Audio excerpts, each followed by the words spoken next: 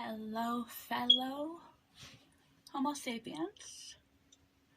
Just like in classic fashion, I wanted to show you my February decorations. We have up here the kissing booth, heart lights, and on my table, red candle, a white candle, that's karma, my white vase with the birds on it, with my bird pillow, a red silk throw, and some artificial roses that Cameron gave me. They look pretty realistic at a distance, even pretty realistic up close, which is nice. I can use them later on. My ring light is broken, so if you notice some off coloring, that would be why. Not sure which channel this is going to wind up on.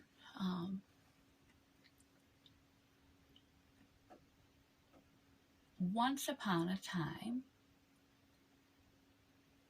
I started falling asleep at my job. This was some years back, before my psychotic episode in 2015. So before that, if I sat down for a second, like to use the restroom, if I stopped moving, I would fall asleep where I was at. And so I ended up getting to the point where I would just rush. I'd be like, oh my God, I fell asleep again.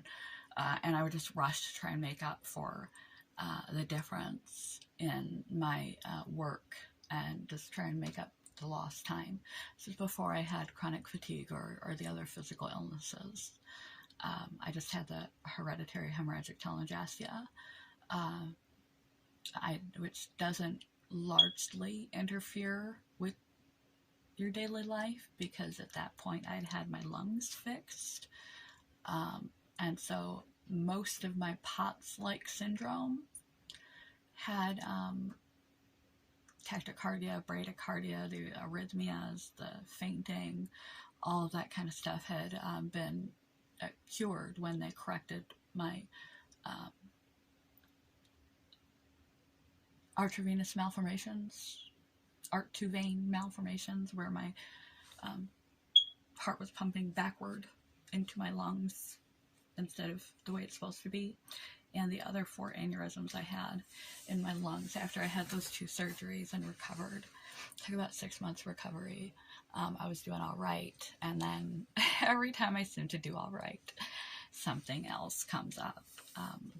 I'm a conglomeration of obscure medical mysteries that get misdiagnosed for long periods of time, and eventually to the point where I get told it's in my head, and then eventually they stumble on something, usually by dumb luck, whether it was my precancerous colon polyps or my about to rupture aneurysm in my lungs. I was misdiagnosed as anxiety, misdiagnosed as vasovagal syncope, misdiagnosed as POTS, and eventually they figured out through food poisoning and a scan that I had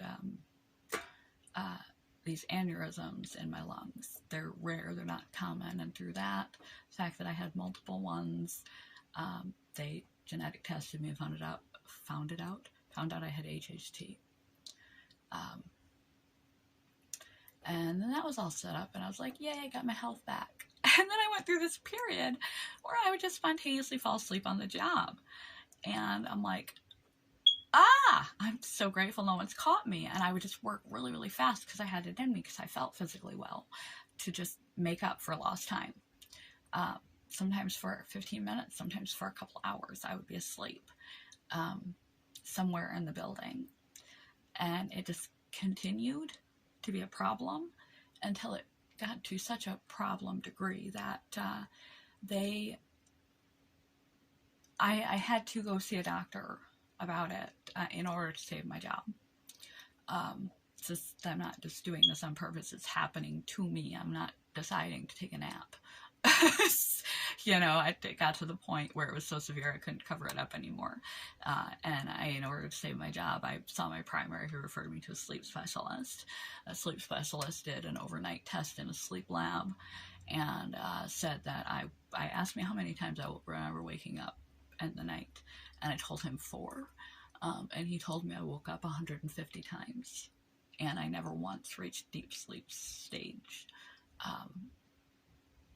So at the time, I was being treated for my bipolar and my PTSD, and so he didn't want to, in order to do a complete narcolepsy test, you have to go off of your psychiatric medications completely for a full 3 months for them to be out of your system so they can get a true and accurate baseline on your symptoms.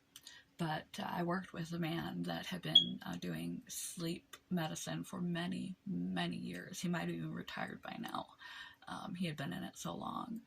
And he had told me at the time that what he saw, he said, you know, I could do the final MALT test, which is the name of the test they do for narcolepsy, and confirm it.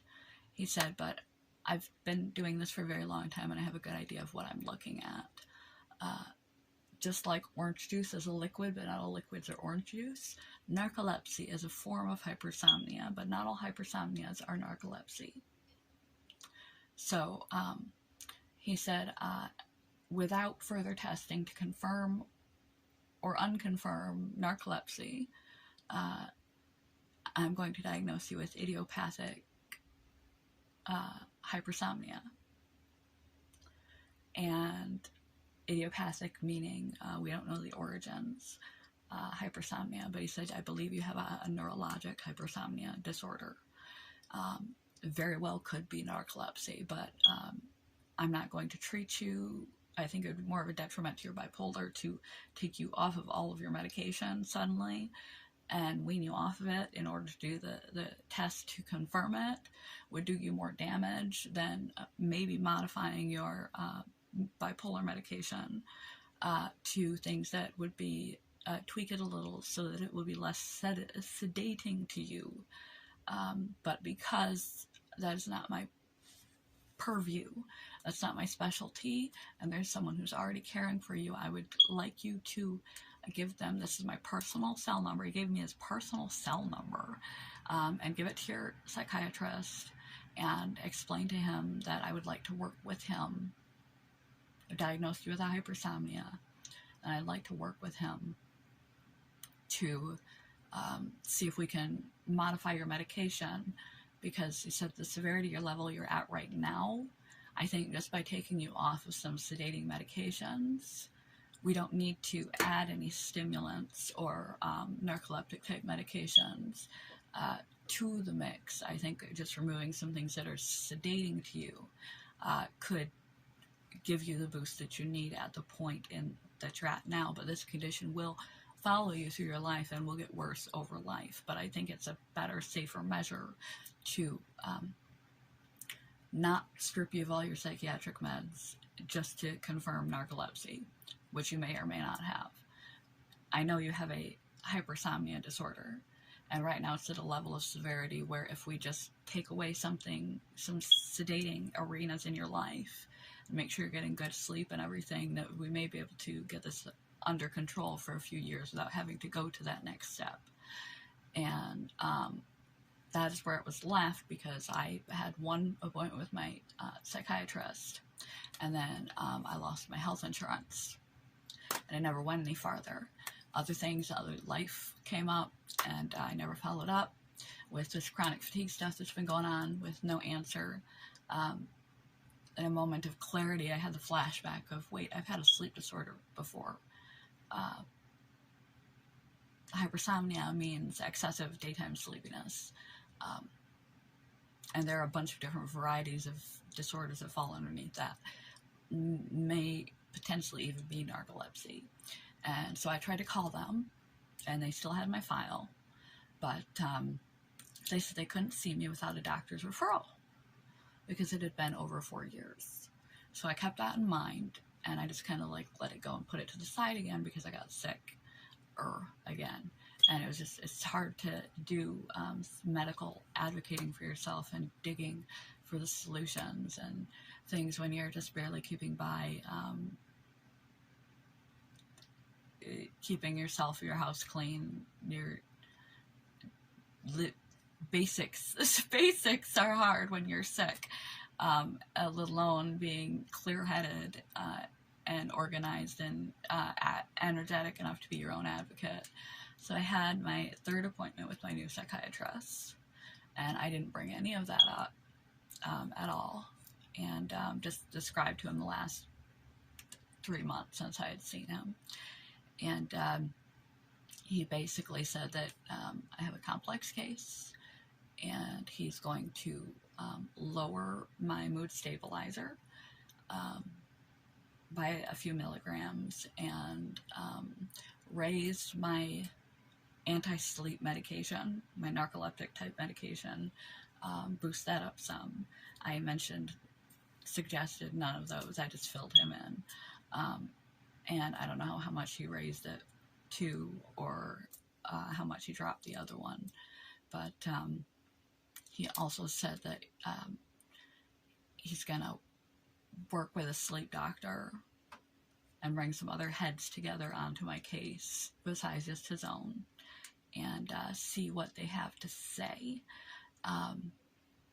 I was quite pleased with the appointment. I feel like he's the most effective doctor that I have right now. He's a trained general doctor, and then he went into the specialist of psychiatry, so he knows a great deal about a great deal. He's a Renaissance man on multiple disciplines, and then he specializes in psychiatry. So he's good at noting the whole picture, in not just the one narrow box that most of the doctors I see everything through. The gastrointestinal doctor sees the polyps and that dysfunction through a gastro lens. The rheumatologist sees my diagnoses through a rheumatologic musculoskeletal lens. Everyone sees it through their lens, and they're not putting the pieces together. He puts the pieces together, and I wish I had more than a half an hour with him. I wish I could spend like 2 to 3 hours just talking with the man, because he seems to be the one that's putting dots together. So after he had told me that he was going to do that, then I told him that a handful of years ago this happened to me before. I was falling asleep on the job uncontrollably. I got sent for a sleep study, and they said I had a hypersomnia, idiopathic, but I have to go off of all of my medication for 3 months to get a MALT test, which is the narcolepsy test. And that at that point, he didn't necessarily think that was a good idea. He wanted to work with a psychiatrist before deciding whether to do that or just taper me down on some medication that would be sedative, that I would have this disorder forever and it would get worse with time. And I've tried to get back in, but it had been too long and I needed a referral. And so I don't know whether I need to go back and have another sleep study done, or what. But I'm really pleased to hear, and you didn't even know, you didn't even know any of this about me. And I'm pleased to hear that you're thinking in the multi-system route, and because I hadn't even filled you in on any of that, and you just sort of knew.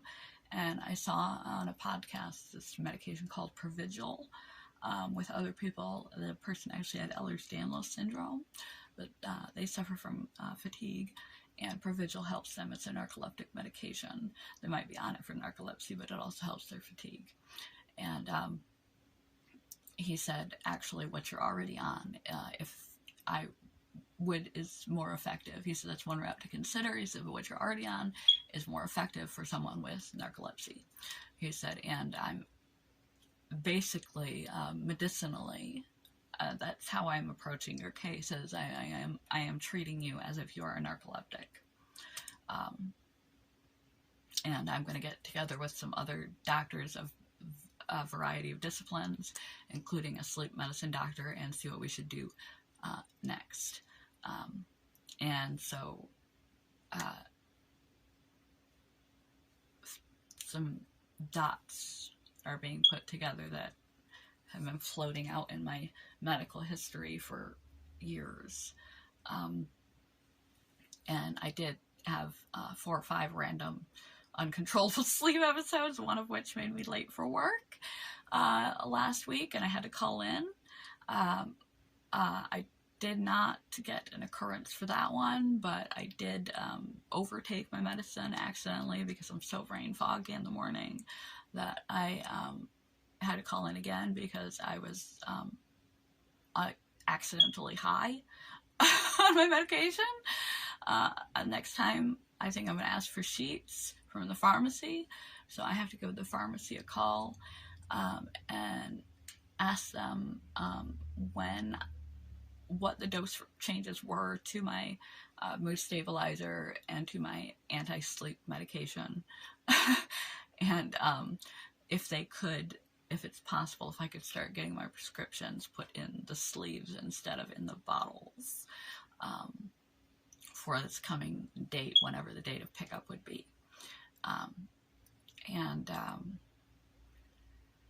I just thought I would fill you all in on that because that is a new development. It's a new old development. It's something that got left in the dust of everything else that didn't get checked out any further because I lost my health insurance, and my psychiatrist was not a good psychiatrist at the time anyway. He was reluctant. It just wasn't a good psychiatrist. And I lost my insurance for a while, and so that was just dead in the water. And then I got psychotic, and then I had lung surgeries, and I have these periods of wellness in between, and many a year passed, and I hadn't even thought to bring that up. And this guy is taking a lot into consideration, and I greatly approve and appreciate and wish, and so I wish I could spend 2 to 3 hours with him and just explain everything so he could really get the full picture of what a day in my life consists of, my lifestyle habits, my medical history, in all its bits and pieces, because we are, whatever you think of functional medicine, we are one symbiotic entity that works together. My physical health issues, my mental health issues, my trauma history, just lay not in, I'm writing my own biography detail, but in a thorough enough timeline and perspective that he can really brainstorm it like Dr. House and try to navigate what's going to give me the best quality of life, because he said, I think there are some things that we can do for you that will bring you back to 100%. He said, well, not 100%, but 100% of what you're capable of being versus the life you're suffering with now. He is on point. He listens well. He's very observational. He's multi-system. He is insightful enough to pick up on things that I had not even mentioned. That I didn't exclude intentionally. I just forgot to mention it, that I've already had sleep study in the past and what the findings were and stuff. on it and what happened there. He just intuitively, through the symptoms, came to that conclusion. He doesn't set false expectations. 100% he quickly corrected himself to your 100% quality of life, so you don't have to live the life you're currently suffering. He didn't give me false promises, while at the same time didn't diminish me. He validated me. Someone with chronic illness, especially when they're still trying to dig to the root of the problem, when they don't have the energy to even like brush their own teeth or shower, it's cognitively difficult, it's physically difficult, emotionally and psychologically difficult. It's a scary, dark place, and you feel really alone. And most people don't believe you when they don't find the answer easily or in their specific narrow purview, and you get cast from doctor to doctor to doctor to doctor, and the more doctors that they refer you to because they couldn't figure out the answer, as your doctor list adds up, then they start prescribing you psych meds for hypochondria or neuroses, anxiety, and things, because they think it's all in your head. After a while, you begin to wonder if it's all in your head too. It's maddening, and you don't have a leg to stand on with your job, with your family and loved ones. That your behavior change is not just feigned. It's not just you being lazy or irritable, or it's not a character flaw. It's not in your head. It's not, you're not doing it on purpose. It's a symptom. But you don't have any proof until you have proof. And you can only get that stamp of approval from the doctors. So I have nothing but good things to say about my new psychiatrist. I will see him in 3 months. I don't know whether I'm going to end up having a full-on sleep study again for the second time, or what. He also had he has the humility.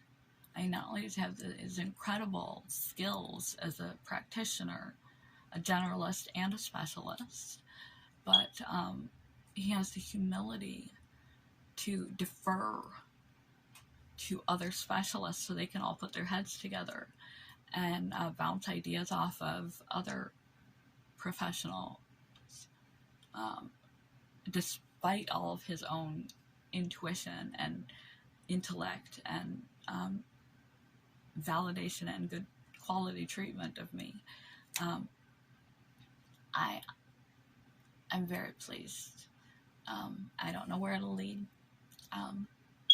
Like I said, I don't see him for another 3 months or something like that.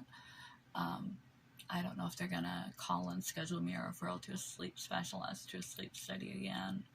I don't know whether they're just gonna discuss with a sleep doctor whether a different approach might be better for me for narcolepsy. And if we can narrow down the sleep issues, because I don't really have sleep issues anymore. There for a long time I would have bad insomnia. I used to get prescription sleep aid because I had strings of insomnia ever since I got sick 2.5 years ago. I sleep like a rock for 8 hours, and yet I still fall asleep. Drank an entire Monster and took a double dose of my anti-sleep medicine. Half an hour later, I was asleep for 3 hours. I come with both fatigue, exhaustion, tired, and sleepy tired. Sometimes it's one, sometimes it's the other, sometimes it's both. And never feeling rested despite a full night's sleep. So if they can figure out if I have narcolepsy or what hypersomnia I have, if we can pick up on that and sort of solve lifestyle and medicinally for that, that might give me a 10-20% increase in functionality with my chronic fatigue.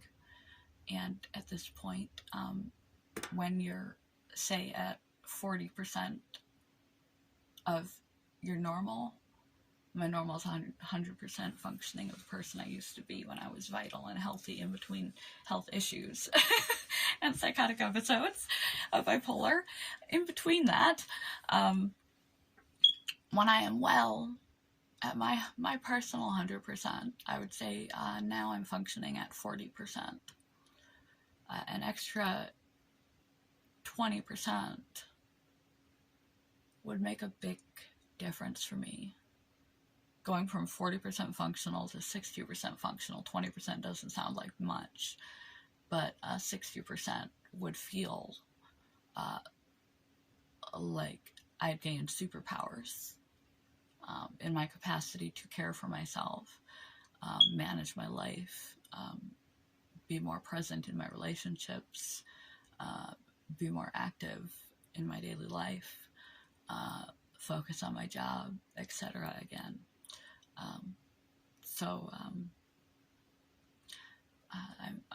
I'm hopeful.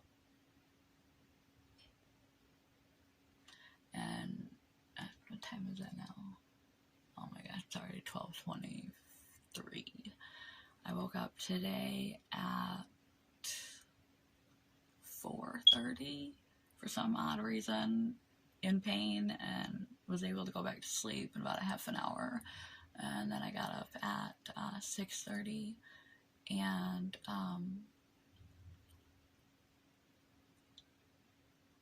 I didn't feel very well. Took the time to make myself feel well-ish, and filmed the last shot or two on my video of the celebration for this week. Besides the one where I'm going to go outside in the cold, it's still a blizzard. But we're going to see what we can do. The shot I was in the middle of, and I just was overwhelmed with fatigue. I couldn't do it anymore. I had to stop mid-filming and go to bed. So I finished that up and uploaded it, and have filmed this and texted some people good morning, and I'm trying to come around to some level of consciousness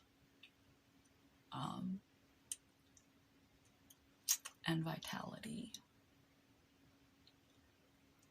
Brain fog, feeling like I've never had caffeine or I'm awake, I would say is a 7 or 8 out of 10 today, despite that I had a monster. I'm trying not to drink those anymore. A cup of espresso, so there's my 400 milligrams of caffeine for the day right there, and took 2 doses of Adderall. Still at a 7 or 8 cognitive dysfunction, and pain level, see, 6. After being up for 6 hours, I'm finally starting to feel better. I woke up in pretty bad pain. I mean, I had nocturnal pain, pain enough to wake me up at 4, like down my legs and in my back. It's like a shooting, stabbing pain. Doesn't happen often, but I do have nocturnal pain occasionally. But because I'm so tired all the time, I'm quickly able to fall back to sleep, even with nocturnal pain. So my pain level at this point, a 2 or so. I mean, I feel like a grown-ass woman. Yeah, no. Just woke up, even though it's been 6 hours. So I'm a little sore, and but nothing abnormal. And what 3 things do I track? see, cognitive distortion, brain fog, pain, and what is the third one?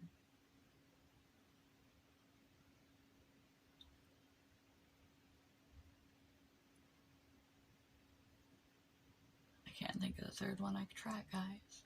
But yeah, so I might be narcoleptic.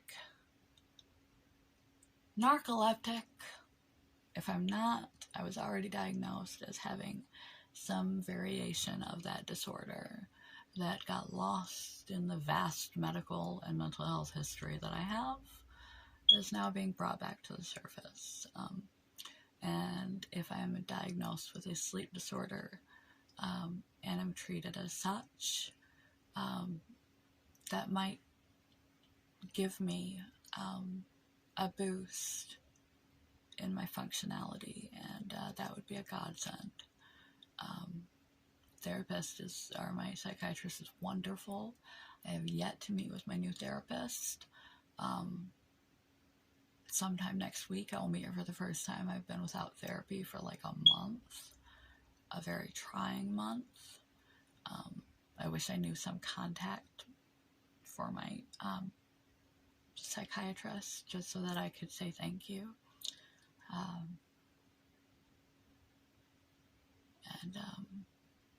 Let's go with the flow and wait and see. Oh, and I had to message work because I'm going to run short on one of my essential medications. And I don't think I can work without it. So I'm going to see if I can use my ADA accommodation and take about 4 days off while I'm out of medication to be sick at home. Yay! 4-day vacation to be sick. But I don't think I'll be able to function at work without it. So, and I'm short because I've lost some. So, it is what it is. I love you guys, gals, everyone else. He, she, they, them, it. We, us. Peace, love, joy.